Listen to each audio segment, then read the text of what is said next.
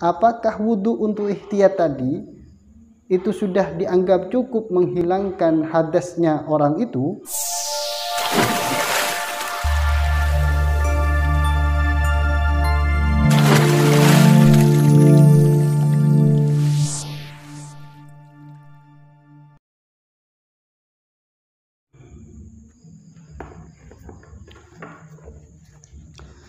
Assalamualaikum warahmatullahi wabarakatuh.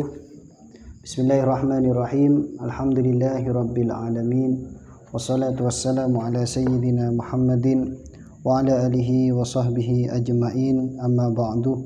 Faqad qala al-musannif rahimahullahu ta'ala wa nafa'ana bi'ulumihi wa bi barakatihi fid dharain. Amin ya rabbal alamin. Bismillahirrahmanirrahim. Sahabat Jasirat yang kami hormati, kaum muslimin dimanapun Anda berada, pada kesempatan ini kita akan melanjutkan kajian kita Fathul Qorib dengan makna pesantren sampai kepada pembahasan tentang hal-hal yang dapat membatalkan terhadap wudhu. Setelah sebelumnya kita membahas tentang adabil qadhi hajah atau etika melaksanakan qadhil hajah. Mudah-mudahan kajian kita ini bermanfaat bagi kita semua fid dini wad dunya wal akhirah. Amin ya rabbal alamin.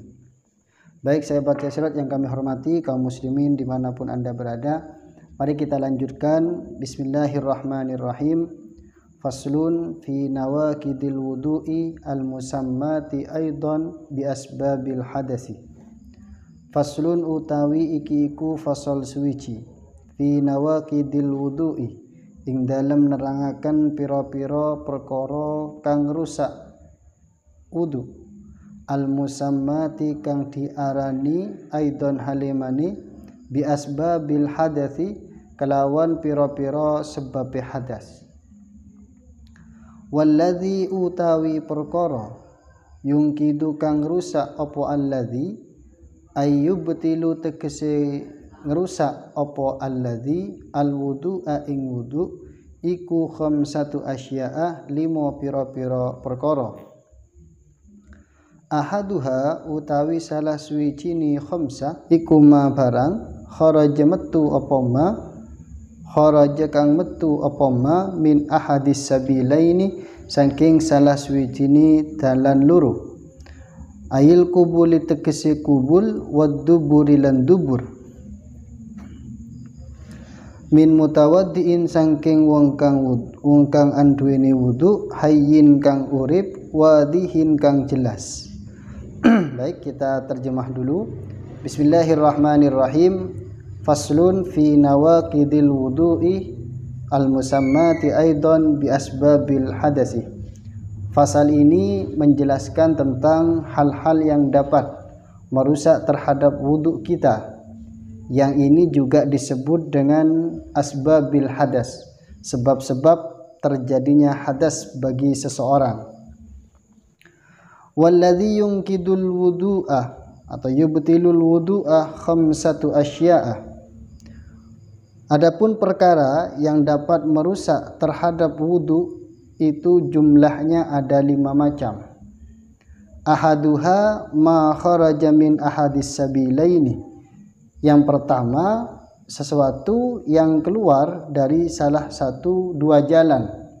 Dua jalan yang dimaksud adalah ayil kubuli wad duburi, yaitu kubul dan dubur. Min mutawaddiin hayyin wadihin, dari seseorang yang mempunyai wudu yang hidup dan juga jelas. Artinya perkara yang dapat merusak wudu yang pertama yaitu keluarnya sesuatu dari dua jalan. Jadi sahabat Jasirat yang kami hormati, perlu kami sampaikan atau jelaskan di sini bahwa yang dapat membatalkan kepada wudu kita apabila kita sedang mempunyai wudu yaitu keluarnya sesuatu dari dua jalan, baik itu kubul maupun dubur. Keluarnya sesuatu itu dapat membatalkan kepada wudhu kita apabila kita benar-benar yakin kalau ada sesuatu yang telah keluar dari salah satu dua jalan. Maksudnya ya kubul dan dubur. Kalau ragu apakah tadi saya keluar kencing atau tidak, apakah tadi saya itu kentut atau tidak misalnya, maka keraguan itu tidak dapat membatalkan kepada wudhu. Makanya di sini disampaikan oleh Hasyiah, di dalam Hasyiah Al-Bajuri, beliau mengatakan falau tayaqqanat tuhrah, apabila ada seseorang yakin dia telah mempunyai wudhu,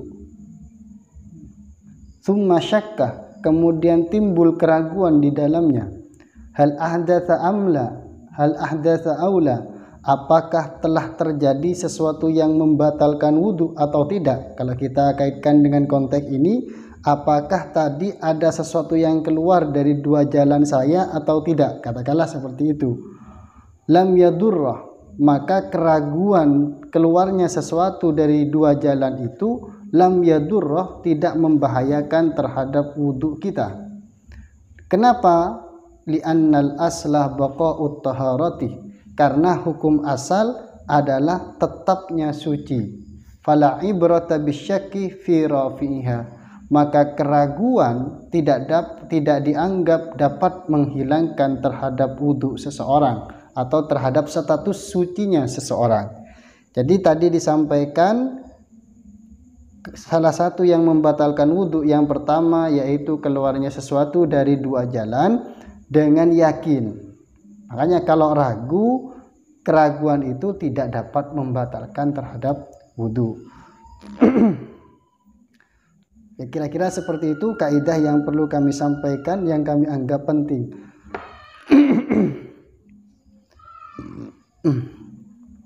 Artinya bagaimana? Artinya poin yang pertama ini yang dapat membatalkan wudhu itu harus benar-benar yakin telah terjadi pada diri kita. Misalnya saya anggap kita lah yang mempunyai wudhu. Kalau tidak yakin kita itu terjadi pada diri kita, apakah tadi barusan ada yang keluar atau tidak, maka kalau tidak yakin artinya ya ragu. Nah, keraguan itu tidak dapat membatalkan terhadap wudhu. Ya kita kesampingkan saja pikiran yang membuat kita itu was-was seperti itu, sahabat Jaksirat yang kami hormati. Nah, dilanjutkan di dalam Hasyiah Al-Bajuri, falau tawadda'a haina idin, apabila ada seseorang berwudu ketika mengalami kondisi yang tadi, yaitu ragu apakah tadi ada yang keluar atau tidak, padahal dia itu hukum asalnya dia itu masih tetap suci seperti itu, kemudian dia tetap wudu dalam rangka ihtiyat, dalam rangka untuk kehati-hatian. Kemudian dia ingat bahwa dirinya tadi benar-benar katakanlah kentut, padahal awalnya ragu, tapi di dalam keraguan itu dia itu tetap berwudu dalam rangka ihtiyat. Setelah selesai wudhu, dia sadar bahwa tadi dia benar-benar kentut. Seperti itu. Awalnya ragu, kemudian yakin. Tapi yakinnya ini setelah dia wudhu untuk ihtiyat. Apakah, pertanyaannya, apakah wudhu untuk ihtiyat tadi itu sudah dianggap cukup menghilangkan hadasnya orang itu? Lam yakfihi dzalikal wudhu. Maka wudhu yang dilakukan karena ihtiyat itu tidak dianggap cukup. Artinya dia harus berwudu kembali. Seperti itu sahabat Jaksirat yang kami hormati. Kenapa? Karena wudu itu dia lakukan hanya dalam rangka ihtiyat, bukan untuk menghilangkan hadas. Kira-kira seperti itu yang bisa kami sampaikan kaidah yang ada di dalam kitab Hasyiah Al-Bajuri yang menurut kami penting untuk kita pahami sebagai pegangan kita nanti ketika terjadi sesuatu yang dapat meragukan terhadap diri kita. Kemudian saya lanjutkan, min mutawaddiin, ini tentu jelas sudah bahwa itu dapat membatalkan kalau orang itu memang punya wudhu. Kalau tidak punya wudhu kan memang harus berwudhu seperti itu. Hayyin, dan orang itu hidup. Dari kata-kata hidup ini bisa kita fahami, atau di dalam Hasyiah Al-Bajuri juga dijelaskan bahwa apabila kita memandikan jenazah seumpamanya, kemudian kita wudui jenazah tersebut, mayat itu kita wudui, setelah kita wudui ternyata setelah selesai diwudui ternyata ada kotoran yang keluar dari duburnya si mayit, maka mayit tersebut tidak perlu kita wudui kembali karena wudunya tidak batal. Seperti itu untuk si mayit. Tapi kalau kita yang keluar, yang hidup, misalnya orang hidup keluar sesuatu, ya tentu membatalkan wudhu. Tetapi kalau mayit itu tidak membatalkan wudhu. Yang wajib bagi kita adalah menghilangkan kotoran yang terdapat, yang keluar dari dubur si mayit tadi. Tidak perlu mewudhui ulang. Seperti itu sahabat Casirat yang kami hormati, yang dimaksud dengan hayyin. Kemudian apa yang dimaksud dengan wadihin? Jelas. Jelas di sini maksudnya adalah orang tersebut tidak muskil, tidak khuntha muskil. Dalam artian dia hanya mempunyai satu kelamin. Nanti kita akan membahas bagaimana kalau seumpamanya ada seseorang yang Allah takdirkan dia mempunyai dua alat kelamin, entah itu laki-laki dan perempuan atau yang lainnya, dan sama-sama jelas dan sama-sama berfungsi. Nanti kita akan membahas itu insya Allah. Jadi yang dimaksud wadihin di sini adalah jelas laki-lakinya atau perempuannya, bukan muskil, bukan orang yang Allah takdirkan mempunyai dua alat kelamin yang sama-sama berfungsi. Kira-kira seperti itu. Mu'tadan iku lumrah kana ono opo al khariju perkara kang metu. Mu'tadan di sini menjadi khabar dari kanah yang didahulukan, seperti itu. Kabaulin kaya uyu wa goitin lan ngising. Au nadiron utawa jarang. Kadamin kaya gede wa hasolan keriki. Najasan iku najis anani kharij kahadhil amthilati kaya ikilah pira-pira contoh, au tahiron utawa suci, kadudin kaya ulat, illal maniyah. Nah, sampai di sini dulu. Kemudian dilanjutkan di penjelasan tentang sesuatu yang keluar dari dua jalan itu, baik sesuatu yang sudah biasa keluar seperti kencing dari kelamin ataupun berak dari dubur. Nah, itu yang keluar misalnya yang biasa tetap membatalkan wudhu. Atau yang keluar itu perkara yang jarang terjadi, seperti misalnya keluar darah. Misalnya dari kelamin seseorang ternyata mengeluarkan darah. Apakah darah yang keluar dari kelamin itu, laki-laki ini bukan perempuan, dapat membatalkan wudhu atau tidak? Maka jawabannya iya, karena darah itu keluar dari salah satu dari dua jalan, seperti itu. Bahkan bukan hanya darah, wahaso juga kerikil. Misalnya keluarnya itu keluar kerikil, itu kan jarang terjadi ya. Biasanya kan yang keluar dari alat kelamin kita itu kan kencing. Loh, kok tiba-tiba keluar kerikil? Apakah itu membatalkan wudhu atau tidak? Juga sama membatalkan terhadap wudhu. Begitu yang disampaikan di dalam kitab Fathul Qarib ini. Najasan kahadhil amsilati, baik yang keluar itu najis seperti contoh-contoh yang sudah disampaikan di atas. Timbul pertanyaan bagi kita, masa ada kerikil yang najis? Seperti itu. Berarti kalau haso di sini diklaim najis oleh musannif kahadhil amsilati, kan masuk juga di dalamnya haso. Berarti kerikil yang dimaksud bukan kerikil yang misalnya kita menelan kerikil kemudian keluar, bukan begitu yang dimaksud. Berarti yang dimaksud beliau ini adalah kerikil yang terbuat dari kotoran yang ada di dalam diri kita, yang menjadi padat sehingga seperti seolah-olah kerikil. Maka itu namanya kerikil yang najis. Beda kalau kita menelan kerikil kemudian keluar, nah, pada saat qadhil hajah, maka kerikil yang keluar itu tidak najis tapi mutanajis. Kira-kira seperti itulah. Nanti akan kita bahas pada penjelasan tentang najis.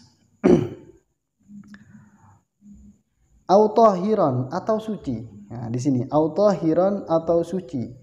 Baik yang keluar itu yang jarang atau yang lumrah dapat membatalkan wudhu, atau najis atau suci juga dapat membatalkan terhadap wudu. Di sini contohnya kadudin seperti ulat. Misalnya keluar ulat dari salah satu dua jalan seseorang yang mempunyai wudu, kemudian dia mempunyai pertanyaan, apakah ulat yang keluar ini dapat membatalkan terhadap wudunya atau tidak? Maka jawabannya juga membatalkan wudu. Terus ada pertanyaan lagi, bagaimana kalau ulat yang keluar itu tidak secara keseluruhan? Contohnya hanya sekedar kepalanya saja yang keluar, kemudian kaget melihat cahaya, melihat terangnya alam misalnya, ini contohnya, kemudian dia masuk kembali, belum keluar secara utuh, kemudian dia masuk kembali ke dalam, apakah itu juga membatalkan wudhu atau tidak? Menurut di dalam Hasyiah Al-Bajuri disampaikan itu juga dapat membatalkan wudhu. Jadi tidak harus yang di ulat itu tidak harus keluar secara utuh begitu untuk dapat membatalkan wudhu. Cukup sebagian anggota daripada ulat itu saja yang keluar, kemudian dia masuk ke dalam lagi, juga sudah dapat membatalkan terhadap wudhu. Kira-kira seperti itu. Baik sahabat Casyir, kita lanjutkan. Illal maniyah angin mani al kharija kang metu bihtilamin sebab mimpi, mim mutawaddiin saking wong kang duwene wudu, mumakinin kang netepi maqadahu ingkon lungguhe mutawaddi minal ardi saking bumi, fala yungkidu moko ora batalaken apa khurujul mani bihtilamin itu. Artinya tidak semua, tadi disampaikan segala sesuatu yang keluar dari dua jalan itu dapat membatalkan wudhu, kecuali yang keluar itu mani. Kalau mani tidak dapat membatalkan wudhu, maksudnya sperma begitu ya. Jadi kalau ada seseorang tiba-tiba keluar sperma dari kelaminnya, itu tidak langsung kita vonis batal wudhunya, tidak. Kenapa? Karena sperma itu pada dasarnya tidak membatalkan terhadap wudhu. Seperti itu sahabat Casyir yang kami hormati. Jadi keluarnya sperma secara murni itu tidak membatalkan wudhu, tetapi mewajibkan mandi. Nanti kita bahas pada bab perkara yang dapat atau perkara yang mewajibkan seseorang itu untuk mandi besar. Nah, makanya di sini oleh musannif dijelaskan illal maniyal kharija bihtilamin, kecuali yang keluar itu adalah mani yang keluar gara-gara sperma yang keluar gara-gara mimpi dari seseorang yang mempunyai wudhu yang tetap tempat duduknya. Jadi orang itu tidur itu dia mempunyai wudhu, kemudian posisi tidurnya itu duduk seperti ini, karena tidur itu nanti tidak ada yang membatalkan wudhu, ada yang tidak membatalkan wudhu. Di antaranya yang tidak membatalkan wudhu adalah tidurnya seseorang yang tetap pada posisi duduknya, yaitu tidur duduk begini. Nah, tiba-tiba ketika dia tidur duduk kok dia bermimpi sesuatu sehingga mengeluarkan sperma, maka wudhunya tidak batal. Begitu sahabat Casyir yang kami hormati, yang dimaksud dengan illal maniyal kharija bihtilamin min mutawaddiin mumakkinin maq'adahu minal ardi.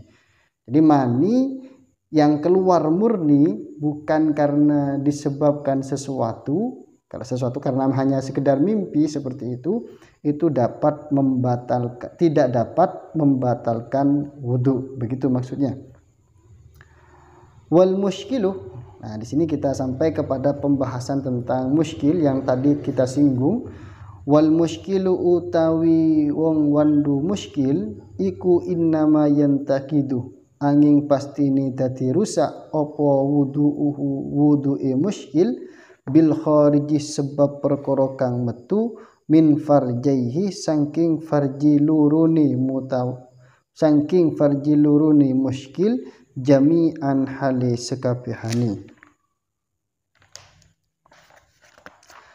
Adapun muskil tadi disampaikan kan keluarnya sesuatu dari dua jalan baik kubul maupun dubur dari seorang yang mempunyai wudhu yang hidup dan jelas seperti itu.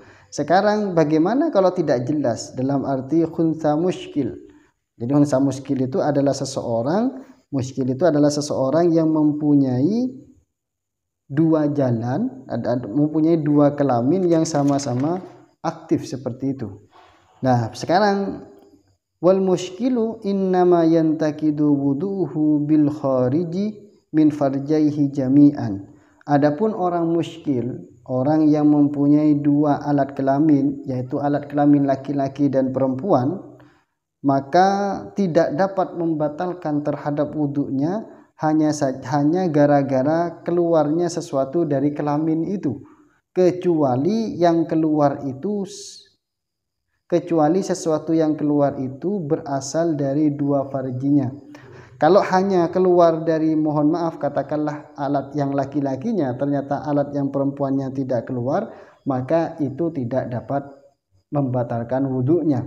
Maka yang bisa dapat membatalkan wudu di sini bagi khunsa muskil adalah keluarnya sesuatu dari kedua farjinya. Kalau hanya keluar dari salah satunya, itu tidak merusak terhadap wudhu muskil tersebut. Oke, mungkin itu sahabat Casirat yang kami hormati, kajian kita Fathul Qorib makna pesantren tentang hal-hal yang dapat membatalkan terhadap wudhu bagian yang pertama. Mudah-mudahan bermanfaat. Mohon maaf apabila ada kesalahan. Wassalamualaikum warahmatullahi wabarakatuh.